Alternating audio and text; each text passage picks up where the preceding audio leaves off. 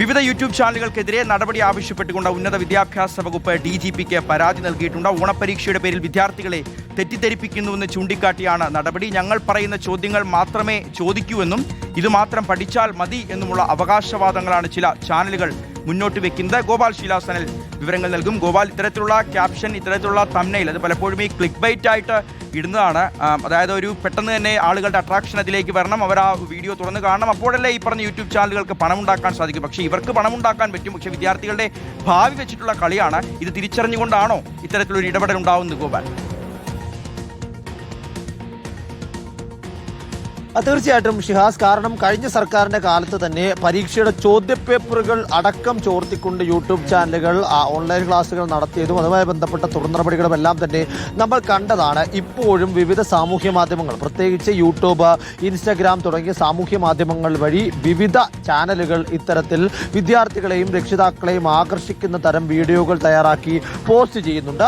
ഇപ്പോൾ സംസ്ഥാന സർക്കാരിന്റെ ഔദ്യോഗികമായിട്ടുള്ളതും അനൌദ്യോഗികമായിട്ടുള്ളതുമായ രീതിയിലുള്ള ക്ലാസുകളൊക്കെ ഓൺലൈൻ വഴി ലഭ്യമാണ്. പക്ഷേ ഇവിടുത്തെ പ്രശ്നം, ഈ പ്രശ്നക്കാർ ഉണ്ടാക്കുന്ന പ്രശ്നം എന്താണ് എന്ന് ചോദിച്ചാൽ പലരും ഈ ചോദ്യങ്ങൾ മാത്രമേ വരികയുള്ളൂ, ഇതുമാത്രം പഠിച്ചാൽ മതി, നാളത്തെ പരീക്ഷയുടെ ചോദ്യങ്ങൾ ഞങ്ങളുടെ കയ്യിലുണ്ട്, മറ്റൊന്നും നിങ്ങൾ പഠിക്കേണ്ടതില്ല തുടങ്ങിയ വാചകങ്ങൾ ഉൾപ്പെടുത്തിക്കൊണ്ട് അതിൻ്റെ തലക്കെട്ടിൽ തുടങ്ങുന്ന വീഡിയോകളാണ് ഇവിടെ സോഷ്യൽ മീഡിയയിൽ പോസ്റ്റ് ചെയ്തിരിക്കുന്നത്. ഇതോടുകൂടി തന്നെ പ്രധാനമായും ഉണ്ടാകുന്ന പ്രശ്നങ്ങൾ, വിദ്യാർത്ഥികൾ ഈ പാഠഭാഗങ്ങൾ മുഴുവനും പഠിക്കേണ്ടതൊന്നുമില്ല, ഇത്തരം ആൾക്കാർ നൽകുന്ന ചില ചോദ്യങ്ങൾ മാത്രം പഠിച്ച് പരീക്ഷയുടെ തലേന്ന് മാത്രം ഒന്ന് നോക്കിയാൽ മാത്രം മതി എന്ന തരത്തിലേക്കൊരു മനോഭാവത്തിലേക്ക് മാറുന്നു. അത് വിദ്യാർത്ഥികളുടെ അക്കാദമിക നിലവാരത്തെ, വിദ്യാർത്ഥികളുടെ പഠന സ്വഭാവത്തെ അടക്കം ബാധിക്കും. അത് വലിയ ഗുരുതര പ്രതിസന്ധിയിലേക്ക് വിദ്യാർത്ഥികളുടെ ഭാവിയിലും പഠന സംവിധാനങ്ങളിലേക്കും ഒക്കെ എത്തുമ്പോൾ ബാധിക്കപ്പെടും എന്ന വിലയിരുത്തലിന്റെ അടിസ്ഥാനത്തിൽ കൂടിയാണ് പൊതുവിദ്യാഭ്യാസ വകുപ്പ് ഇത്തരത്തിലേക്കൊരു തീരുമാനമെടുത്തിരിക്കുന്നത്. വിശദമായ പരാതിയാണ് സംസ്ഥാന പോലീസ് മേധാവിക്ക് പൊതുവിദ്യാഭ്യാസ വകുപ്പ് മന്ത്രിയുടെ പ്രൈവറ്റ് സെക്രട്ടറി നൽകിയിരിക്കുന്നത്. കൃത്യമായി തന്നെ ഇതിൽ ഇടപെടലുകൾ ഉണ്ടാകണം. ഇത്തരത്തിൽ വ്യാജ വാഗ്ദാനങ്ങൾ നൽകുന്ന, വ്യാജ അവകാശവാദങ്ങൾ ഉന്നയിക്കുന്ന ചാനലുകൾ പൂട്ടിക്കേണ്ടതായിട്ടുണ്ട്.